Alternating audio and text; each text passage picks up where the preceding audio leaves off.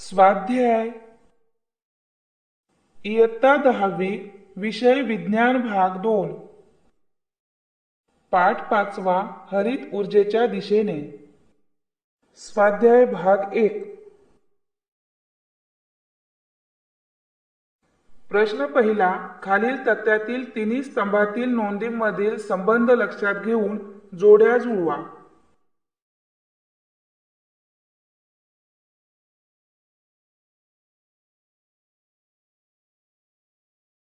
1 कोळसा, युरेनियम, पाणीसाठा, वारा। 2 स्थितीज ऊर्जा, गतीज ऊर्जा, अणुऊर्जा, औष्णिक ऊर्जा।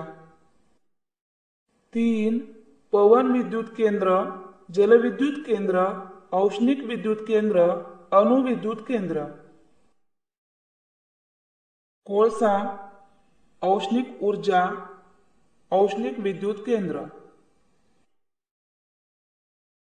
युरेनियम, अणुऊर्जा, अणुविद्युत केंद्र। पाणीसाठा, स्थितीज ऊर्जा, जलविद्युत केंद्र। वारा, गतीज ऊर्जा, पवन विद्युत केंद्र। प्रश्न दुसरा औष्णिक विद्युत निर्मितीमध्ये कोणते इंधन वापरतात? या विद्युत निर्मितीमुळे निर्माण होणाऱ्या समस्या कोणत्या? औष्णिक विद्युत निर्मितीमध्ये कोळसा हे जीवाश्म इंधन वापरतात। कोळशाचे ज्वलन करून निर्माण झालेल्या उष्णता ऊर्जेचा उपयोग करून विद्युत निर्मिती केली जाते। औष्णिक विद्युत निर्मितीमुळे निर्माण होणाऱ्या समस्या 1 हवा प्रदूषण, कोळशाच्या ज्वलनाने carbon dioxide, sulphur dioxide, nitrogen oxides यासारखे हानिकारक आणि आरोग्यास घातक वायू वातावरणात उत्सर्जित होतात। 2 इंधनाचे सूक्ष्म कण वातावरणात सोडले जातात। या घनरूप कणांमुळे श्वसन संस्थेचे गंभीर विकार उद्भवू शकतात। 3 कोळशाचे भूगर्भातील साठे मर्यादित आहेत, ते फार काळ पुरणार नाहीत, त्यामुळे पुढच्या काळात विद्युत निर्मितीसाठी कोळशाच्या उपलब्धतेवर मर्यादा येतील। प्रश्न तिसरा औष्णिक विद्युत निर्मिती केंद्राशिवाय इतर कोणत्या विद्युत केंद्रात उष्णता ऊर्जा वापरली जाते? ही उष्णता ऊर्जा कोणकोणत्या मार्गांनी मिळवली जाते? औष्णिक विद्युत निर्मिती केंद्राशिवाय अणुऊर्जा केंद्रात आणि नैसर्गिक वायू ऊर्जेवर आधारित विद्युत केंद्रात उष्णता ऊर्जा वापरली जाते। अणुऊर्जा केंद्रात युरेनियम अथवा प्लुटोनियम सारखे अणू वापरले जातात। या अणूंच्या अणुकेंद्रकाचे विखंडन केले जाते।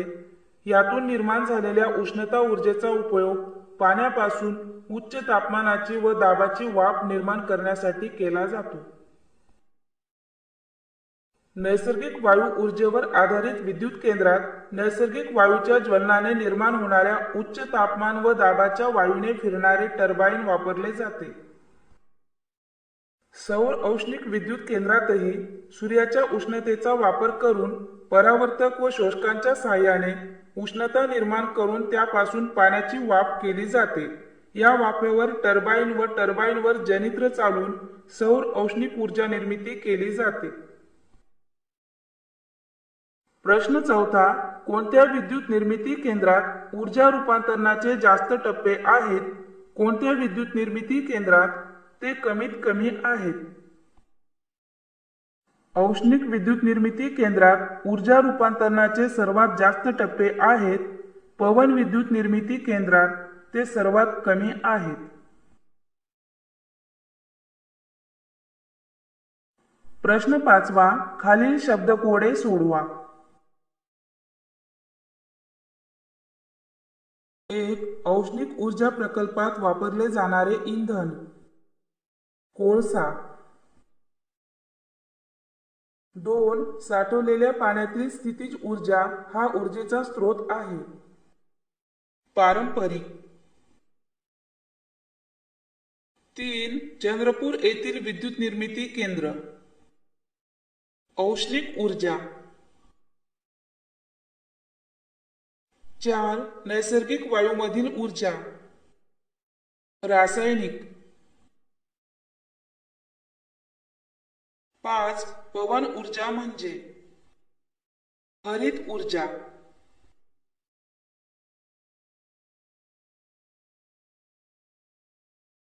6. फरक स्पष्ट करा. अ. पारंपरिक ऊर्जा स्रोत व अपारंपरिक ऊर्जा स्रोत.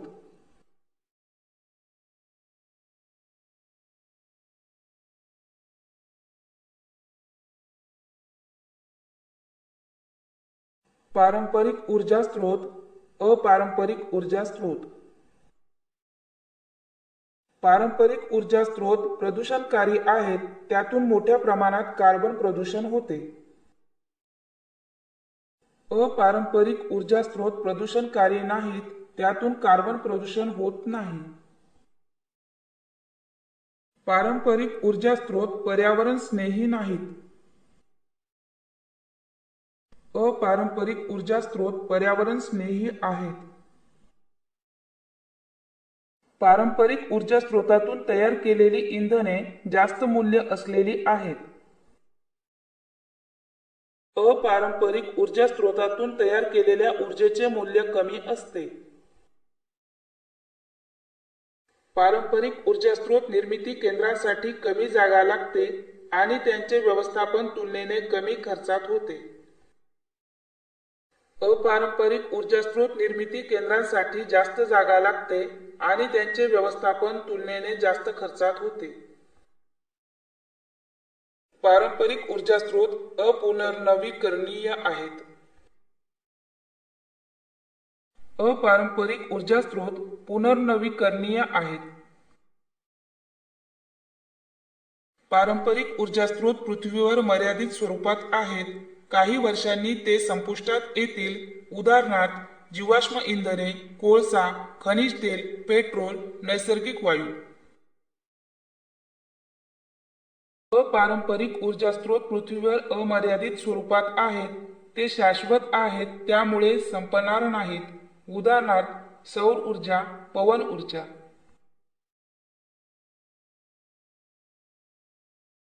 आ.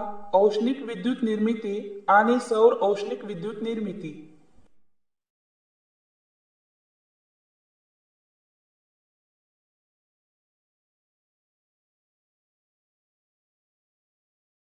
औष्णिक विद्युत निर्मिती, सौर औष्णिक विद्युत निर्मिती. कोळशाचे ज्वलन करून निर्माण झालेली उष्णता ऊर्जा वापरून औष्णिक विद्युत निर्मिती केली जाते. सूर्यकिरणांची उष्णता ऊर्जा वापरून सौर औष्णिक विद्युत निर्मिती केली जाते. उष्णता निर्मितीसाठी कोळशाचे ज्वलन बॉयलरमध्ये केले जाते. उष्णता निर्मितीसाठी सूर्यकिरणे परावर्तित करणारे अनेक परावर्तक वापरून सूर्याची उष्णता मनोऱ्यावरील एका शोषकावर केंद्रित केली जाते. ज्वलनाच्या उष्णतेने पाण्याचे रूपांतर उच्च तापमानाच्या आणि उच्च दाबाच्या वाफेत होते. या वाफेच्या शक्तीने टर्बाइन फिरते, त्यामुळे टर्बाइनला जोडलेले जनित्र फिरून विद्युत निर्मिती होते. सूर्याच्या उष्णतेने पाण्याचे रूपांतर वाफेत करून टर्बाइन आणि टर्बाइनद्वारे जनित्र फिरवले जाते व विद्युत ऊर्जा निर्माण केली जाते. औष्णिक विद्युत निर्मिती प्रदूषणकारी आहे. सौर औष्णिक विद्युत निर्मिती प्रदूषणकारी नाही. औष्णिक विद्युत निर्मितीत वापरले जाणारे इंधन म्हणजे कोळसा, याचे भूगर्भातील साठे मर्यादित आहेत. सौर औष्णिक विद्युत निर्मितीत वापरली जाणारी सौर ऊर्जा अमर्यादित आणि शाश्वत आहे. पाठ 5 हरित ऊर्जेच्या दिशेने भाग 2. प्रश्न 7 हरित ऊर्जा म्हणजे काय? कोणत्या ऊर्जा स्रोतास हरित ऊर्जा म्हणता येईल का? हरित ऊर्जेची उदाहरणे द्या. जी ऊर्जा तयार करताना पर्यावरणीय समस्या उद्भवत नाहीत आणि ज्या ऊर्जेचे साठे शाश्वत आहेत अशा ऊर्जा स्रोतांना हरित ऊर्जा असे म्हणतात. याला पर्यावरण स्नेही ऊर्जा असेही म्हटले जाते. या ऊर्जेला हरित ऊर्जा म्हटले जाते कारण ही पुनर्नवीकरणीय असते, प्रदूषणमुक्त असते, तिच्यापासून कोणतेही हानिकारक परिणाम होत नाहीत.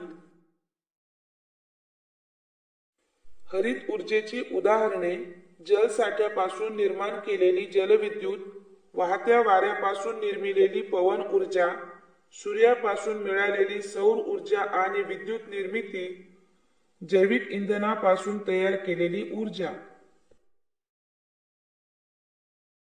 प्रश्न 8वा. खालील विधानाचे स्पष्टीकरण लिहा. जीवाश्म ऊर्जा हे हरित ऊर्जेचे उदाहरण आहे. हे विधान स्पष्ट होऊ शकत नाही कारण जीवाश्म ऊर्जा हे हरित ऊर्जेचे उदाहरण नाही. पेट्रोल, डिझेल, नैसर्गिक वायू अशा जीवाश्म इंधनाच्या ज्वलनाच्या वेळी त्यापासून कार्बन डायऑक्साईड आणि कार्बन मोनॉक्साईड, सल्फर डायऑक्साईड आणि नायट्रोजन ऑक्साईड यांसारखे घातक प्रदूषणकारी वायू निर्माण होतात. तसेच त्यापासून कणरूप घनपदार्थ देखील वातावरणात सोडले जातात. या वायूमुळे आणि धुरांतील कणांमुळे हवा प्रदूषण होऊन त्याचा मानवी आरोग्यावर घातक परिणाम होतो. दम्यासारखे श्वसन संस्थेचे विकार होतात. जीवाश्म इंधने ही पुढील 100-200 वर्षात संपुष्टात येण्याचा धोका आहे. त्यामुळे जीवाश्म इंधन हे हरित ऊर्जेचे उदाहरण होऊ शकत नाही. ऊर्जा बचत ही काळाची गरज आहे. आधुनिक संस्कृतीमध्ये तंत्रज्ञान आणि विकास यासाठी ऊर्जा ही मानवाची प्राथमिक गरज बनली आहे. मानवाला आवश्यक असणारी विविध रूपांतील ऊर्जा मिळवण्यासाठी विविध ऊर्जा स्रोत सतत वापरले जातात. यातील बहुतेक ऊर्जा औष्णिक ऊर्जेवर आधारित विद्युत ऊर्जा निर्मिती केंद्रातून मिळवली जात असे. यासाठी निरनिराळ्या इंधनांचा वापर केला जातो. जीवाश्म इंधने आणि कोळसा यांचे साठे मर्यादित आहेत.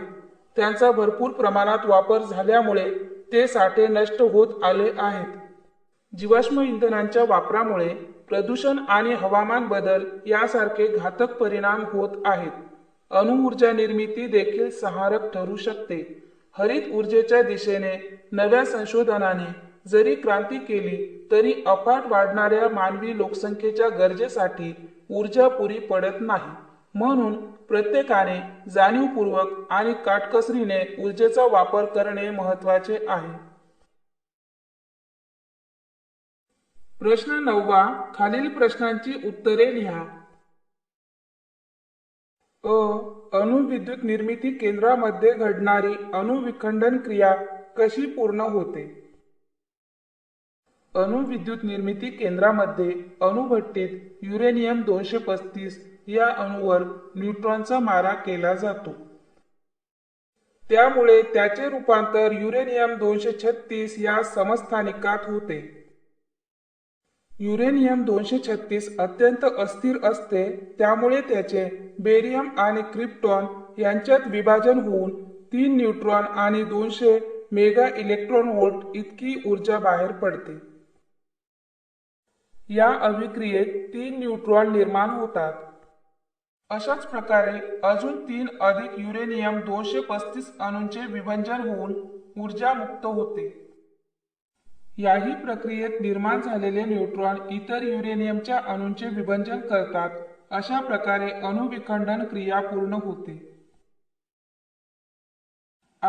सौर पॅनेलची जोडणी वापरून आवश्यक तेवढी विद्युत शक्ती कशी मिळवता येते? सौर पॅनेलची जोडणी करताना अनेक सौर विद्युत घट एकसर आणि समांतर पद्धतीने जोडले जातात. यातून हवे तेवढे विभवांतर आणि हवी तेवढी विद्युतधारा असणारे सौर पॅनेल बनवण्यात येतात.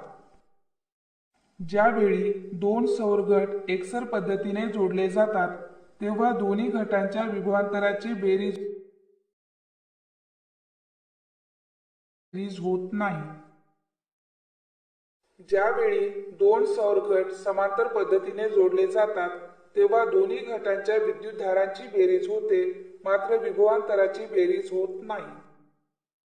अनेक सौर पॅनेल पुन्हा एकसर आणि समांतर रीतीने जोडून पाहिजे तेवढी विद्युतधारा आणि विभवांतर मिळवता येते. अनेक सौर पॅनेल एकसर पद्धतीने जोडून स्ट्रिंग आणि अनेक स्ट्रिंग समांतर पद्धतीने जोडून सौर ॲरे तयार होतो. या प्रकारे सौर घटांपासून हवी तेवढी विद्युत शक्ती निर्माण करता येते. सौर ऊर्जेचे फायदे आणि मर्यादा काय आहेत? फायदे: सौर ऊर्जेपासून वीज निर्मिती करत असताना कोणत्याही प्रकारच्या इंधनाचे ज्वलन होत नाही. त्यामुळे कोणतेही प्रदूषण होत नाही. ज्या प्रदेशात मुबलक सूर्यप्रकाश आहे तेथे हे तंत्रज्ञान सहज वापरता येते. सौर ऊर्जा ही हरित ऊर्जा अतिशय फायदेशीर आहे. मर्यादा: सौर ऊर्जेची मर्यादा म्हणजे सूर्यप्रकाश फक्त दिवसाच उपलब्ध असल्याने सौर विद्युत गट फक्त दिवसाच विद्युत निर्मिती करू शकतात. पावसाळ्यात आणि ढगाळ वातावरणात या तंत्राची परिणामकारकता कमी होते. सौर घटापासून मिळणारी विद्युत शक्ती दिष्ट असते, तर घरातील बहुतेक उपकरणे प्रत्यावर्ती असतात. प्रश्न 10वा. खालील विद्युत निर्मिती केंद्रात टप्प्याटप्प्याने होणारे ऊर्जा रूपांतरण स्पष्ट करा. औष्णिक विद्युत निर्मिती केंद्र. औष्णिक ऊर्जेवर आधारित विद्युत ऊर्जा निर्मिती केंद्रात वाफेवर चालणारे टर्बाईन वापरले जाते. येथे कोळशाचे ज्वलन केले जाते. त्यातून निर्माण झालेल्या उष्णता ऊर्जेचा उपयोग करून बॉयलरमध्ये पाणी तापवतात. या पाण्यापासून उच्च तापमानाची आणि उच्च दाबाची वाफ निर्माण होते, जिच्या शक्तीने टर्बाईन फिरतात. नंतर टर्बाईनला जोडलेले जनित्र फिरून विद्युत निर्मिती होते. याच वाफेचे रूपांतर पुन्हा पाण्यात करून ते बॉयलरकडे पाठवले जाते. अशा रीतीने औष्णिक विद्युत निर्मिती केंद्रात औष्णिक ऊर्जा गतिज ऊर्जा यांत्रिक ऊर्जेत आणि यांत्रिक ऊर्जा विद्युत ऊर्जेत रूपांतरित होते. कोळशातील रासायनिक ऊर्जा.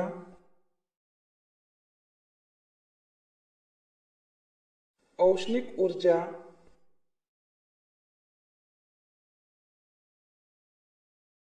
वाफेतील गतिज ऊर्जा.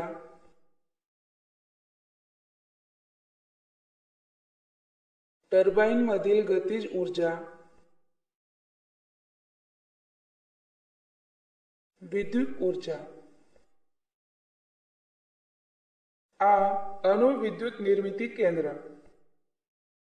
अणुविद्युत निर्मिती केंद्रामध्ये युरेनियम अथवा प्लुटोनियम सारख्या अणूंच्या अणुकेंद्रकाचे विखंडन करून निर्माण झालेल्या उष्णता ऊर्जेचा उपयोग पाण्यापासून उच्च तापमानाची व दाबाची वाफ निर्माण करण्यासाठी करतात. अणूतील ऊर्जेचे रूपांतर प्रथम औष्णिक ऊर्जेत होते. औष्णिक ऊर्जेचे रूपांतर वाफेच्या गतिज ऊर्जेत होते. वाफेच्या गतिज ऊर्जेचे रूपांतर टर्बाईनच्या व जनित्राच्या गतिज ऊर्जेत आणि शेवटी जनित्राच्या गतिज ऊर्जेचे रूपांतर विद्युत ऊर्जेत होते.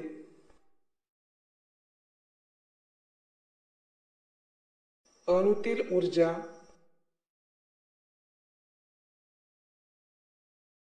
औष्णिक ऊर्जा.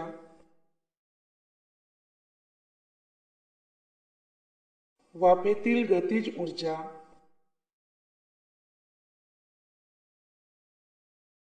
टर्बाईनमधील गतिज ऊर्जा.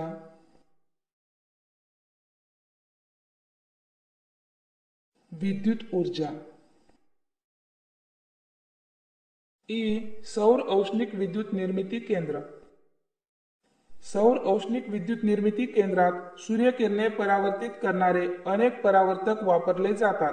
येथे मनोऱ्यावरील एका शोषकावर सूर्यकिरणे केंद्रित केली जातात. यामुळे तिथे उष्णता ऊर्जा तयार होऊन तिच्या साहाय्याने पाण्याचे रूपांतर वाफेत होते। ही वाफ टर्बाईन फिरवते आणि टर्बाईनच्या गतीज ऊर्जेमुळे जनित्र फिरवले जाऊन विद्युत ऊर्जा निर्माण केली जाते।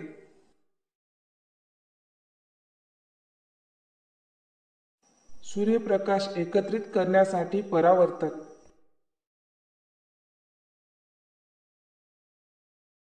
एकत्रित झालेल्या सूर्यप्रकाशातील ऊर्जा शोषण्यासाठी शोषक।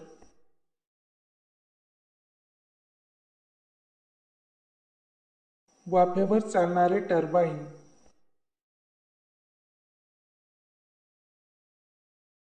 विद्युत जनित्र।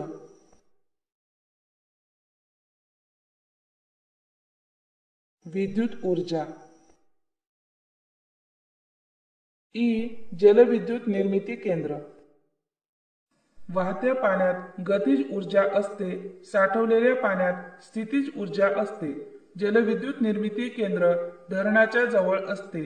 धरणात साठवलेल्या पाण्यातील स्थितीज ऊर्जेचे रूपांतर गतिमान पाण्याद्वारे गतिज ऊर्जेत करण्यात येते। हे वाहते गतिमान पाणी पाईपद्वारे धरणाच्या पायथ्याशी असणाऱ्या टर्बाईन पर्यंत आणतात।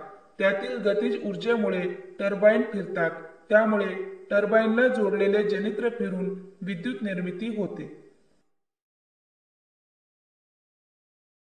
स्थितीज ऊर्जा असलेला पाण्याचा साठा। वाहत्या पाण्यातील गतिज ऊर्जा।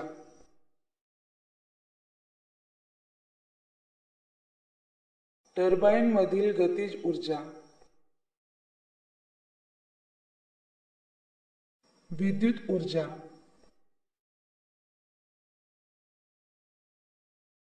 प्रश्न 11वा, शास्त्रीय कारणे लिहा। आण्विक ऊर्जा स्रोत हा सर्वात विस्तृत ऊर्जा स्रोत आहे। हे विधान चुकीचे आहे।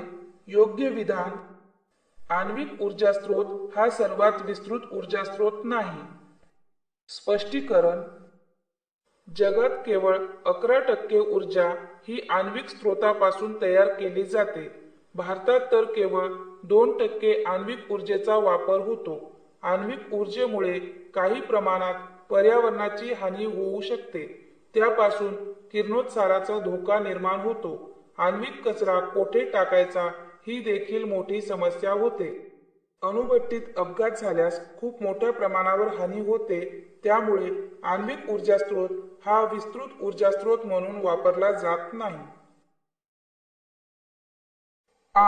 विद्युत निर्मिती प्रकारानुसार टर्बाईनचा आराखडाही वेगवेगळा असतो।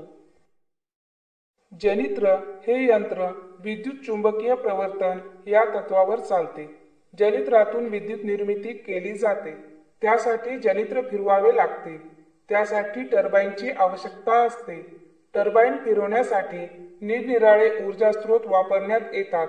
विद्युत निर्मिती केंद्रानुसार टर्बाईन फिरवण्यासाठी त्या प्रकारचा ऊर्जा स्रोत वापरला जातो। त्यामुळे प्रत्येक विद्युत निर्मिती केंद्रानुसार वापरल्या जाणाऱ्या टर्बाईनचा आराखडाही वेगवेगळा असतो। अणुऊर्जा केंद्रात अणुविखंडन प्रक्रिया नियंत्रित करणे अत्यावश्यक असते। अणुविभंजन ही साखळी प्रक्रिया असते। ही साखळी प्रक्रिया अणुऊर्जा केंद्रात नियंत्रित पद्धतीने घडून आणली जाते। अभिक्रियेत तयार झालेला प्रत्येक न्यूट्रॉन 3 आणखी न्यूट्रॉन्सचे विखंडन करतो। जर या प्रक्रियेवर नियंत्रण करण्यात आले नाही तर अभिक्रियेत निर्माण झालेले अधिकाधिक न्यूट्रॉन्स अनियंत्रित पद्धतीत तयार होतील। काही अपघात घडू नयेत म्हणून अणुऊर्जा केंद्रात अणुविखंडन प्रक्रिया नियंत्रित करणे अत्यावश्यक असते। जलविद्युत ऊर्जा, सौर ऊर्जा आणि पवन ऊर्जा यांना नूतनीकरणक्षम ऊर्जा म्हणतात। जलविद्युत ऊर्जा, सौर ऊर्जा आणि पवन ऊर्जा या अनुक्रमे वाहते पाणी, सूर्यप्रकाश आणि वारा यांच्या मदतीने तयार केल्या जातात। हे ऊर्जा स्रोत म्हणजेच जलसाठा, वेगात वाहणारा वारा, सूर्यप्रकाश शाश्वत आहेत, म्हणजेच कधीही न संपणारे आहेत। या उलट कोळसा, नैसर्गिक वायू, खनिज तेल यांचे साठे मर्यादित असून अजून काही वर्षांनी ते संपुष्टात येतील. ते परत मिळवता येणार नाहीत. जलविद्युत ऊर्जा, सौर ऊर्जा आणि पवन ऊर्जा या मात्र शाश्वत असल्याने परत मिळवता येतात, म्हणून त्यांना नूतनीकरणक्षम ऊर्जा म्हणतात. सौर फोटोव्होल्टाईक घटांच्या साहाय्याने मिलीवॅट पासून मेगावॅट पर्यंत ऊर्जा निर्मिती शक्य आहे. सौर विद्युत घट एकसर आणि समांतर पद्धतीने जोडून हवे तेवढे विभवांतर आणि हवी तेवढी विद्युतधारा असणारे सौर पॅनेल बनवण्यात येतात. अनेक सौर पॅनेल एकसर पद्धतीने जोडून स्ट्रिंग बनवतात आणि तसे स्ट्रिंग समांतर पद्धतीने जोडून सौर ॲरे बनतात. या प्रकारे सौर फोटोव्होल्टाईक घटांच्या साहाय्याने मिलीवॅट पासून मेगावॅट पर्यंत ऊर्जा निर्मिती शक्य होते. प्रश्न 12वा. सौर औष्णिक विद्युत निर्मितीचे संकल्पना चित्र तयार करा. प्रश्न 13वा. जलविद्युत निर्मितीची केंद्रे ही पर्यावरण स्नेही आहेत किंवा नाहीत याविषयी तुमचे मत स्पष्ट करा. जलविद्युत निर्मितीचे काही फायदे आहेत तर काही तोटे देखील आहेत. जलविद्युत केंद्रातून कोणत्याही प्रकारचे प्रदूषण होत नाही, कारण इथे कोणत्याही ज्वलनाची आवश्यकता नसते. वीज निर्मिती अखंडितपणे करता येते, कारण धरणात पुन्हा पुन्हा पावसामुळे पाणी भरले जाते. त्यामुळे वरकरणी जलविद्युत निर्मिती हे पर्यावरण स्नेही तंत्रज्ञान असावे असे वाटते. परंतु धरण बांधत असताना धरणाच्या खाली जी जमीन जाते त्यामुळे अनेक गावे, शेते आणि स्थानिक लोक विस्थापित होतात. त्यांच्या पुनर्वसनाचा प्रश्न निर्माण होतो. सुपीक जमीन, जंगले पाण्याखाली येऊ शकतात, त्यामुळे जैवविविधतेला मोठा धोका पोहोचतो. वाहत्या पाण्याचा प्रवाह अडवला जातो, त्यामुळे पाण्यातील सजीवसृष्टीवर विपरीत परिणाम होऊ शकतो. पाण्याच्या दाबाखाली भूकंपाची शक्यता देखील वाढते. प्रश्न 14वा. नामनिर्देशित आकृती काढा. सौर औष्णिक विद्युत केंद्रासाठी ऊर्जा रूपांतरण दर्शवणारी.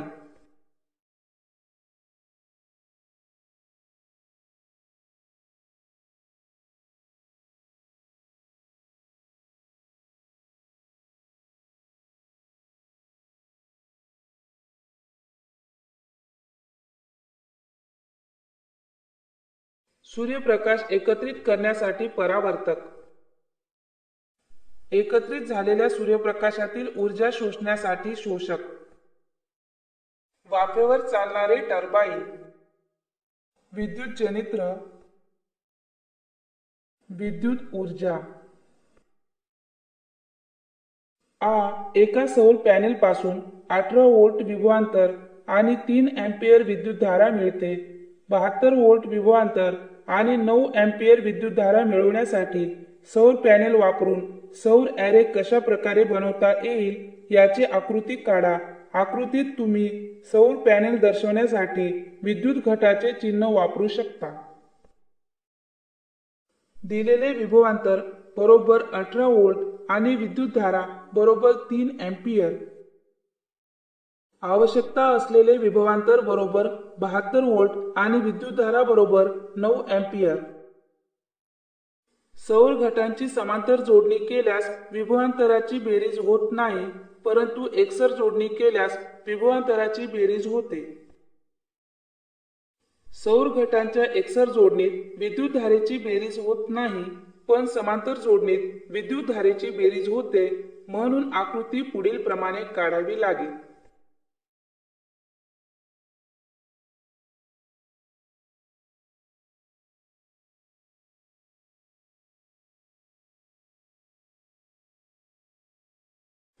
प्रश्न 15वा. टिपा लिहा.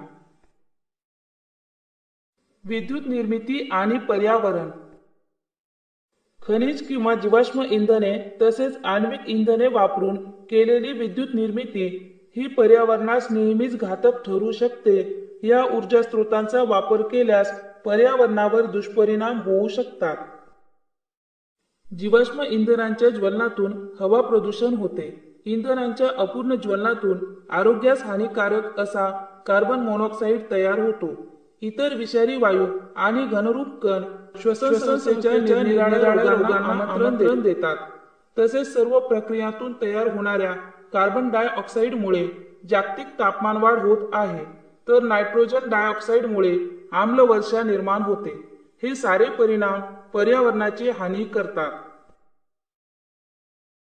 जीवाश्म इंधने मर्यादित स्वरूपात आहेत आणि त्यांचे साठे तयार होण्यासाठी लाखो वर्षे लागली आहेत. त्यांचा अधिकाधिक शोध घेताना पर्यावरणावर परिणाम होतात. असे उत्खनन सागरी प्रदूषण पण घडवून आणते. अणु ऊर्जा निर्मितीत आण्विक कचऱ्याच्या विल्हेवाटीची समस्या निर्माण होते. तसेच अपघात खूप मोठ्या प्रमाणावर संहार करू शकतात. मानवाची सतत वाढत जाणारी ऊर्जेची निकड पाहता पर्यावरण स्नेही ऊर्जा निर्मितीच्या बाबतीत संशोधन सुरू झाले आहे. जलसाठ्यापासून विद्युत निर्मिती, पवन ऊर्जेपासून विद्युत निर्मिती, सौर ऊर्जेपासून विद्युत निर्मिती, जैविक इंधनापासून विद्युत निर्मिती अशा काही मार्गांनी विद्युत निर्मिती होऊ शकते. अशा प्रक्रिया पर्यावरणास हानी पोहोचवत नाहीत.